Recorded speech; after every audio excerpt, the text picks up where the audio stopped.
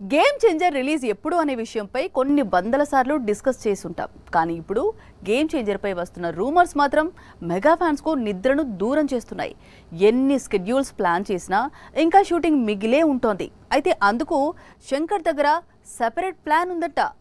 ఆ ప్లాన్ గురించి తెలిస్తే మెగా ఫ్యాన్స్ మైండ్ బ్లాక్ కావడం ఖాయం. 2007లో రామ్ చరణ్ చిరుతతో వెండి తెరకు పరిచయం అయ్యాడు. దాదాపు 14 ఏళ్ల కెరీర్ లో ఎప్పుడూ కూడా సీక్వెల్ సినిమా చేయలేదు. అయితే దర్శకులు మాత్రం రామ్ చరణ్ డేట్స్ ఇస్తే సీక్వెల్ తీస్తామంటున్నారు. అందులో ధృవ, రంగస్థలం, RRR లాంటి చిత్రాలు ఉన్నాయి. ధృవకు సీక్వెల్ వస్తుందో రాదో తెలియదు. రంగస్థలం సీక్వెల్ ను సుకుమార్ ప్లాన్ చేస్తాడో లేదో తెలియదు. ఇక RRR సీక్వెల్ సంగతి ఇంకో 5 ఏళ్ల తర్వాత డిస్కస్ చేసుకోవాల్సి వస్తుంది.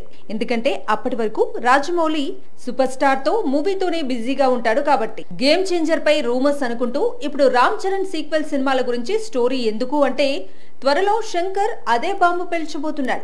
గేమ్ చేంజర్ కు సీక్వెల్ ఉంటుందని మెగా ఫ్యాన్స్ కు షాక్ ఇవ్వబోతున్నాడు. భారతీయుడు 2 తీస్తున్నప్పుడే భారతీయుడు 3 తీసేశాడు శంకర్. ఈ 2 సినిమాలను 6 నెలల వ్యవధిలో అంటే జూలై 12న భారతీయుడు 2 రిలీజ్ అయితే వచ్చే ఏడాది జనవరిలో భారతీయుడు 3 విడుదల చేసేందుకు సిద్ధమవుతున్నాడు.